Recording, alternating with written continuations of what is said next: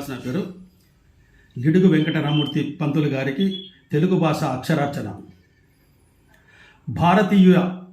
భారతీయుల భాషలపై ముస్లిం ఆంగ్లేయుల పెత్తనాలు పేట్రేగిపోతున్న క్రమంలో అప్పటికే గ్రాంధిక భాష రాజ్యమేలుతున్న రాచరికపు పండిత పామరుల కాలంలో తెలుగు ప్రాంతాలలో పరభాషకు గ్రాంధిక భాషకు స్వస్తి పలుకుతూ మాట్లాడే భాషలో పుస్తకాలు పత్రికలు ముద్రించాలని వెలుగెత్తి చాటిన అక్షర యుద్ధ సైనికుడే గిడుగు రామూర్తి పంతులు గారు.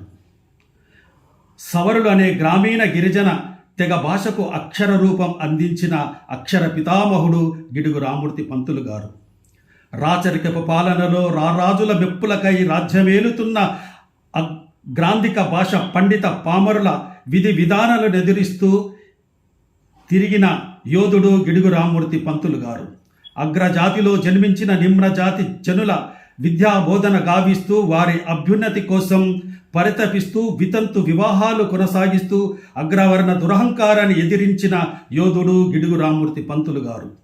ఈనాడు వాడక భాషలో పుస్తకాలు ముద్రించబడుతున్నా సినిమాలు నాటకాలు పాటలు వాడక భాషలో రావడానికి దారి చూపిన అక్షర దైవం గిడుగు రామూర్తి పంతులు.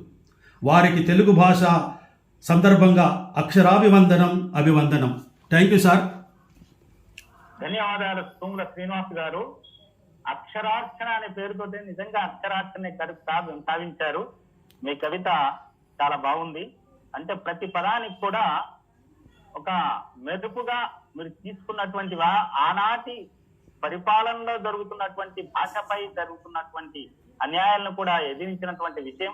మళ్ళా ఆ భాషను చాలా చక్కగా ఈ గిడుగు వారు చేసినటువంటి గొప్పతనాన్ని కూడా మీ కవిత్వంలో కవిత్వీకరించినందుకు ధన్యవాదాలు సమర్పించుకుంటూ ఇలాగే ముందుకు సాగాలని శ్రీనివాస్ గారికి అభినందిస్తున్నాను. Thank you sir.